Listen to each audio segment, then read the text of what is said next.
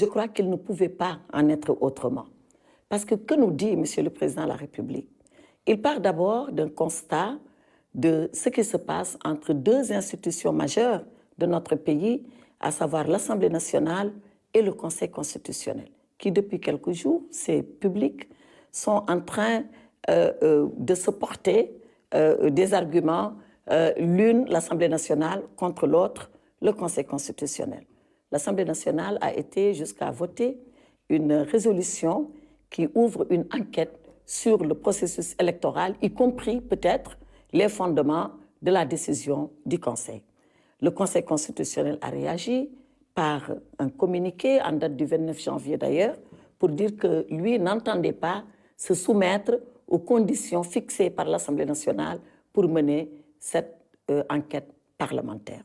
Or, Monsieur le Président de la République a la responsabilité, tout en respectant la séparation des pouvoirs d'ailleurs.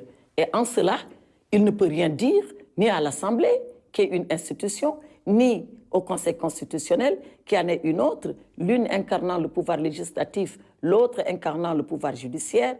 Il ne peut en aucune façon pouvoir interférer dans ce débat, dicter à l'une ou à l'autre la conduite à tenir. Or, sa responsabilité constitutionnelle, c'est en respectant la séparation des pouvoirs et tout en respectant la séparation des pouvoirs, c'est d'assurer et de faire garantir le fonctionnement régulier des pouvoirs publics. Donc, Monsieur le Président de la République part de cela et je pense que dans son adresse à la nation, cela transparaît très clairement. Assumant cette responsabilité, il pense que, à la suite de la saisine de l'Assemblée nationale, qui lui a envoyé un avis, parce que l'Assemblée a déjà, par son bureau, décidé qu'elle allait se réunir en plénière selon la procédure d'urgence, saisie qu'elle est par une partie de ses membres pour reporter l'élection présidentielle. De quel délai, on ne le sait pas, puisque l'Assemblée est souveraine, elle va discuter. Donc, par égard et par respect pour cette institution qu'est l'Assemblée nationale, qui est le siège de la souveraineté du peuple, le président dit, à partir de ce moment, moi, j'attends que l'Assemblée délibère. Dans quel sens, on ne le sait pas encore, puisqu'elle est souveraine, mais en attendant qu'elle délibère, il est clair, il est sûr que nous ne pouvons plus engager la compétition électorale puisque l'Assemblée est en train de remettre en cause la date. Voilà ce qui ressort de cette adresse solennelle à la nation que le Président de la République a faite aux Sénégalais. S'il y avait des élections, il est sûr que le Président devait rester jusqu'au 2 avril.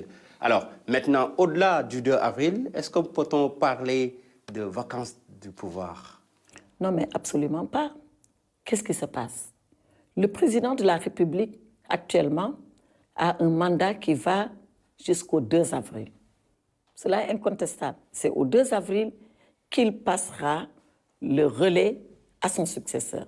Si on était dans la date initiale du 25 février 2024, si l'Assemblée nationale décidait aujourd'hui d'une nouvelle date, parce que la date de l'élection présidentielle, il faut le savoir, elle est fixée par la Constitution. Ce n'est pas le président de la République qui fixe la date, c'est l'Assemblée nationale et encore par voie constitutionnelle, c'est-à-dire la majorité de l'Assemblée nationale aux 3/5 de l'Assemblée. Donc, c'est cette loi constitutionnelle, qui est quand même une loi forte, puisqu'elle est une loi constitutionnelle, qui va fixer une nouvelle date, et cette nouvelle date-là, donc, fait encore courir le mandat de Monsieur le Président de la République jusqu'au moment où il va passer le relais à celui qui sera élu à l'issue de la nouvelle date qui sera fixée par l'Assemblée nationale.